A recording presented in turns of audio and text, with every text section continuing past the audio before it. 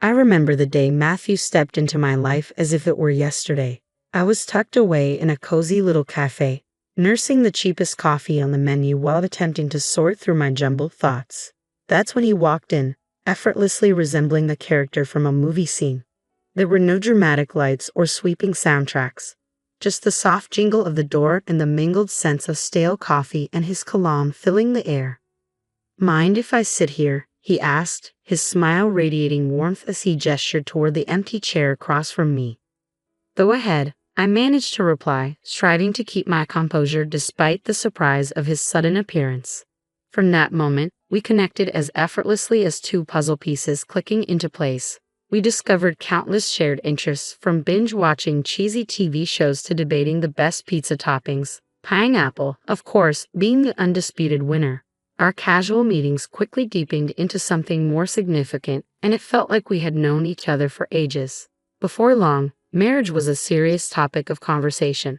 But the real challenge awaited me. Meeting his parents felt like stepping into a lion's den with a stake tied to my back. Their smiles carried an unsettling air of judgment, as if they were silently appraising whether I measured up to their expectations. "So, you're the one Matthew can't stop talking about," his mother remarked, her tone icy and less than inviting. "That's me," I replied, doing my best not to let her intimidating presence rattle me. It didn't take long for them to express their desire for a prenup. While I had no interest in their wealth, their approach left a sour taste in my mouth. "I'll sign your prenup," I said, "but here's my condition. If one of us cheats, the cheater owes $320,000. Matthew's expression turned to shock, as if I had splashed him with ice-cold water. "Babe, I'd never cheat on you," he insisted, looking genuinely earnest. "Yeah, well, my ex said the same thing before I caught him red-handed," I shot back. It was all or nothing. Matthew eventually conceded, though his parents were far from pleased. We thought that settled things, but more surprises were in store. One evening, curled up on our creaky old couch, a piece we often discussed replacing but couldn't bear to part with because of the memories, it was easy to get lost in planning our dream trip to Italy. The gentle hum of the TV faded into the background as we animatedly discussed our plans for Catania. "Imagine it, Matthew. The food, the wine, the art. We have to go," I exclaimed, my eyes sparkling with excitement. Matthew chuckled and pulled me closer. "Janice, you had me at food, but let's be real, our bank account is more suited for backyard camping than jet-setting to Catania." I playfully nudged him. "Then we'll save up. We can cut back on things we don't need, like your video games." "Not the video games," he feigned horror. "Take my shirts, my shoes, even my precious coffee maker, but please spare the games." We both laughed. That playful banter was typical of us. Dreaming big while embracing the simplicity of our lives, finding joy not just in grand adventures but also in the little things. On Saturday mornings, Matthew would attempt to cook breakfast. He wasn't exactly a culinary wizard, but he had perfected scrambled eggs and toast, which he served with pride alongside his less than stellar coffee. "I'm feeling scrambled eggs today. What do you think?" Matthew asked as he headed to the kitchen. "Only if you promise not to burn the toast this time," I teased, taking over the coffee duties.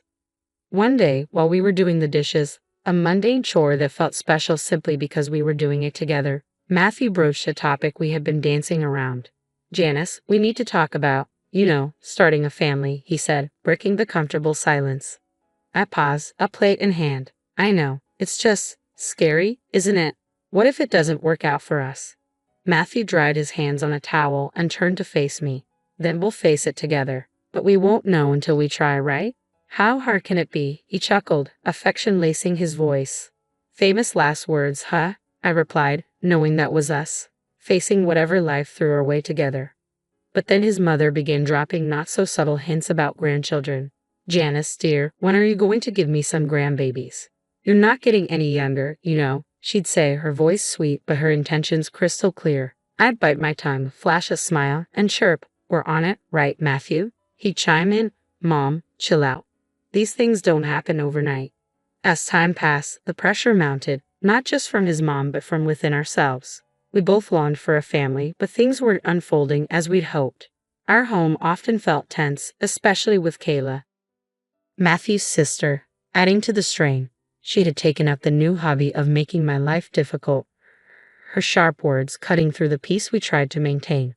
Everything came to a head one Sunday during what was supposed to be a serene and easygoing lunch.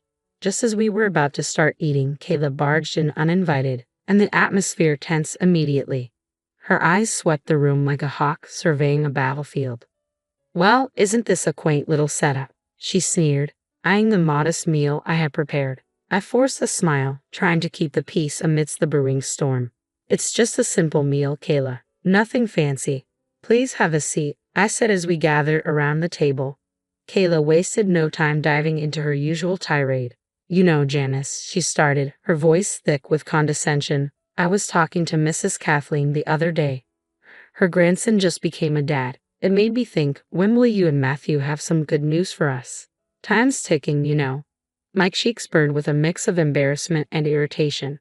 I glanced at Matthew, seeking his support, but he appeared suddenly captivated by his meal. "Mom, seriously," he mumbled, though his tone lacked conviction, and we all sensed it. Unfazed, Kayla pressed on.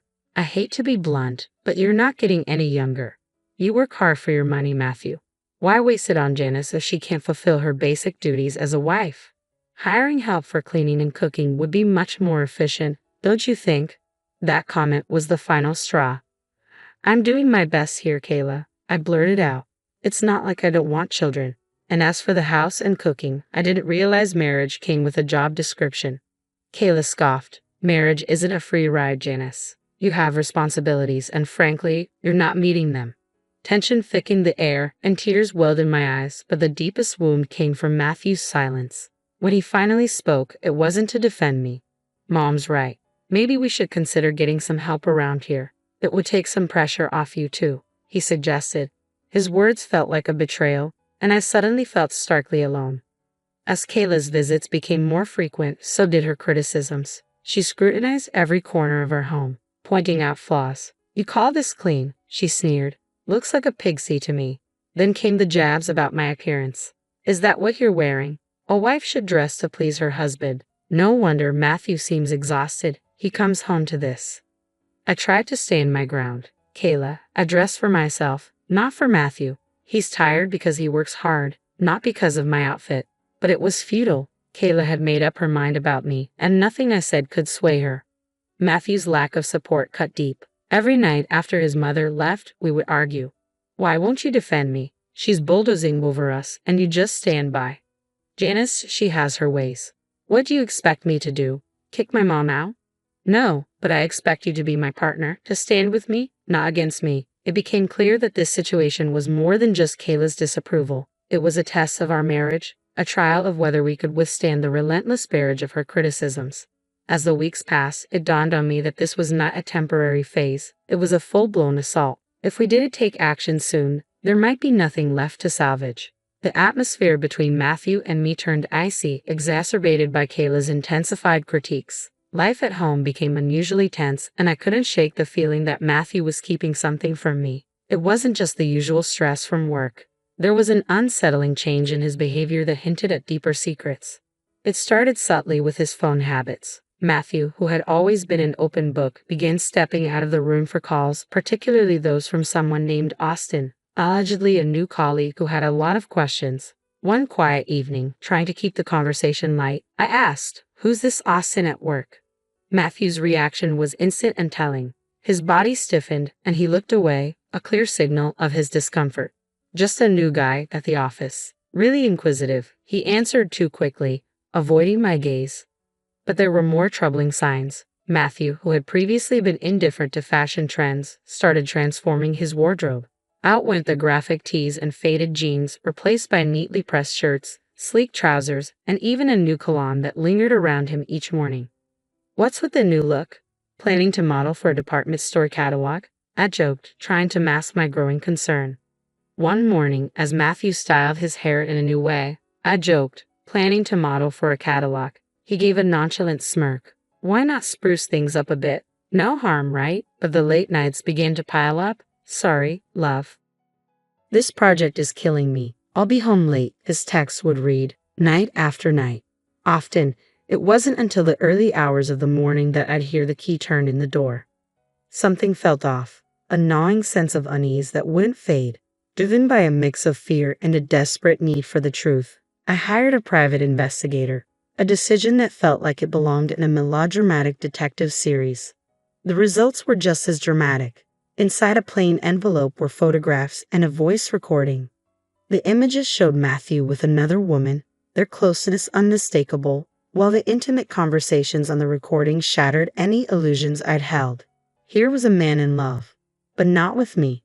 As I sat alone, absorbing the cold truth laid bare on my kitchen table, I realized these pieces of evidence could be crucial if our marriage crumbled into a divorce. The photographs transformed memories of our shared life into jagged fragments of betrayal, and the voice recording taunted me, echoing every tender word he'd ever spoken to me. Yet I kept this devastating discovery to myself, bearing the weight of heartbreak alone. I wasn't ready to confront him. Not yet. I needed time to plan and figure out how to approach the likely end of our marriage with some semblance of grace. In the days that followed, Matthew and I continued our charade. He wore the mask of the affectionate husband while I played the role of the content wife, our conversations peppered with artificial laughter and hollow words. "Everything all right?" he would ask, concern lacing his voice. "Just tired, you know. Work's been crazy," I would reply, the lie tasting sour in my mouth. Then one day, as I passed by Matthew's slightly open office door, the truth spilled out. He and Kayla were discussing not trivialities, but the future of our relationship, with grave seriousness. "I can't do this anymore, Mom," Matthew confessed, his voice heavy with weariness. "It's not just about Janice not having kids, it's more than that. I feel like we're just coexisting, not truly together." Kayla's response was razor sharp. "But think about it, Matthew. She hasn't given you a child. What else does she bring to our family?" Her words were cold and calculated, and the weight of their implications confirmed the lonely path ahead. This wasn't merely a rough patch, it was a profound disconnect that might be irreparable. As I stood there, feeling the fabric of our marriage unraveling, I knew tough decisions awaited me, decisions that would redefine my future. "We can't miss out on a generous gift from her, can we?" Kayla's cynical tone pierced me deeply. They had a plan: keep me around just long enough to enjoy the lavish gifts from her upcoming birthday celebration before cutting ties without a second thought.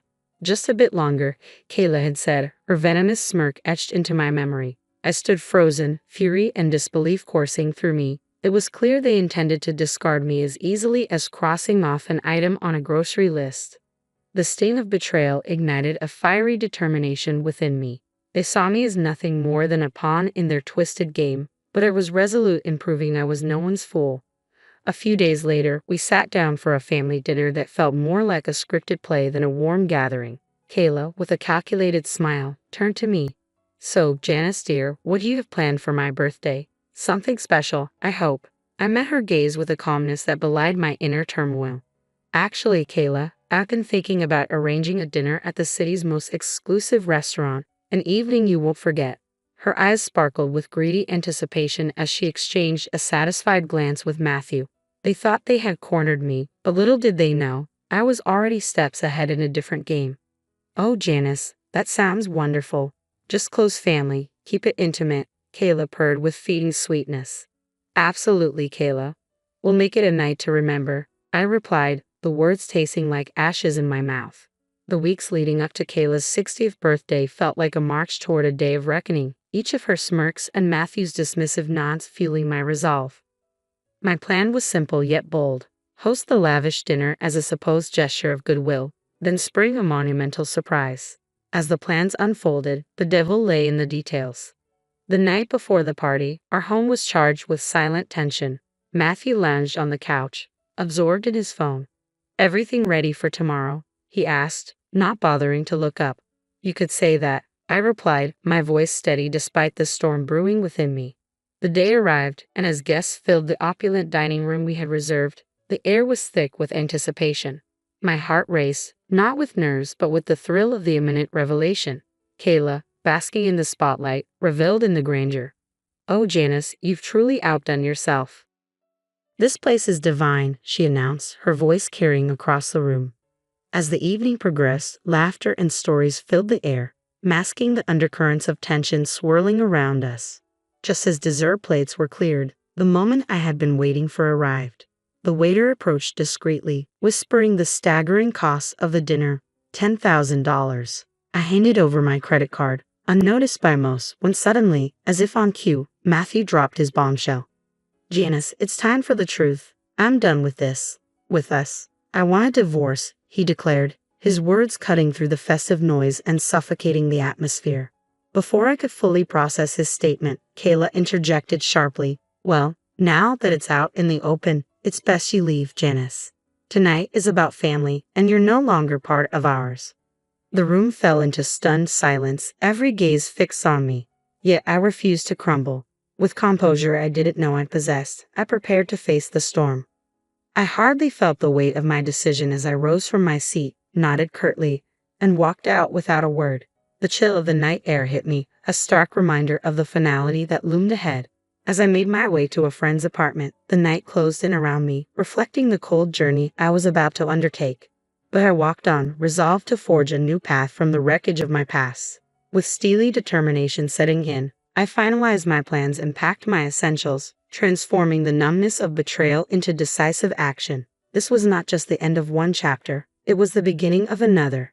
As I zipped up my last suitcase, my phone buzzed insistently. I tried to ignore it, but curiosity got the better of me. Kayla's frantic voice blared from the other end.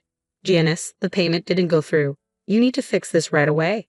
Her demand rang hollow and ironic in the moment. Anticipating this move, I had already blocked access to our shared accounts, knowing it might be Matthew's first line of defense. Oh, Kayla, what a shame. But since I'm no longer part of the family, as you've made abundantly clear, I'm afraid you'll have to sort this out yourself. The fury crackling through the phone was almost a melody to my ears after the betrayal I'd endured. The chaos that followed, stories of the restaurant staff demanding payment, Kayla's escalating tantrums, and the police arriving to calm her down, was the perfect ending to the farce my marriage had become. In the end, it was Matthew and Kayla who scrambled to cover the bill, a fitting consequence for their deceit. The morning after the dinner felt like waking up after a storm. I returned to what had once been our shared home for one last time, divorce papers in hand, ready to confront the remnants of our relationship. The atmosphere was electric, almost palpable, as if it could be sliced with a knife. Matthew and Kayla were in the middle of a heated discussion, their animosity thick in the air. You've got some nerve showing up here after last night, Matthew spat, his expression twisted with anger. Great, you've humiliated us in front of the entire city. Do you understand what it's like to have the police called because of your antics? People were laughing, Kayla added, her words sharp as knives. I faced their fury with a calm I barely felt inside. Is shame your primary concern right now? I retorted, tossing the divorce papers on the table and placing the damning photos of Matthew's infidelity on top. Matthew's face drained of color as he picked up the photos, his mother looming over his shoulder. Their anger quickly dissolved into shock, then morphed into panic as the gravity of the situation sank in. And let's not overlook the prenup, shall we? I continued, my voice steady and unwavering. You stray, you pay, precisely $320,000. Kayla's face twisted into a snarl. You wouldn't dare. You can't do this to us. Oh, but I can, and I will, I replied, my tone devoid of warmth. Recognizing the seriousness of the situation, Matthew shifted his approach. Please, let's discuss this. We can find a solution. A bitter, mirthless laugh escaped me. Find a solution. Do you think a few words can undo everything? No, Matthew, it's over. Kayla, ever the manipulator, tried to soften her tone, dripping with false concern. Janice, darling, think about what you're doing. This will destroy us. That ship has sailed, Kayla. You should have thought about that before. Their pleas turned to desperate entreaties, frantic attempts to salvage whatever dignity remained, but the time for words had passed. The moment for action had arrived. In the end, Matthew had no choice but to borrow money from his parents to settle the financial arrangements with me. As I walked away from that house for the last time, check in hand, I felt an immense weight lift from my shoulders. After everything that had transpired, I was finally free. I used the money from Matthew to make a down payment on a modest yet cozy place of my own. It's incredible how much peace you can find in a home that's entirely yours, where every nook feels like a sanctuary from the storms of a past life. Now, life is quieter, and that's exactly how I prefer it. I have a job that keeps me busy, friendly neighbors who greet me with smiles, and a small garden that's mine alone to cultivate. Occasionally, I hear bits of gossip about Matthew and Kayla. Just the other day, while picking up coffee at the local cafe, a popular spot in the community, I ran into someone from the old neighborhood. After exchanging pleasantries, they leaned in, their voice dropping to a hush. "Hey, have you heard the latest about your ex and his mom?" Their eyes sparkled with intrigue. I raised an eyebrow, intrigued yet detached. "Can't say that I have." "Do tell." They seem to be at odds. Apparently, Kayla isn't too pleased with Matthew's new girlfriend. Rumor has it they've been arguing nonstop. It puts your past situation in a new light, doesn't it? We quickly moved on from the topic, but as I walked away with my coffee, I felt a deep sense of relief. There was a time when such news would have disturbed me, but now it was just another story in someone else's drama. These days, my biggest concerns revolve around whether my tomatoes will ripen before the squirrels get to them, or if I'll ever master yoga without looking like a newborn deer. Life is simpler, quieter, and significantly more satisfying on this side of the chaos.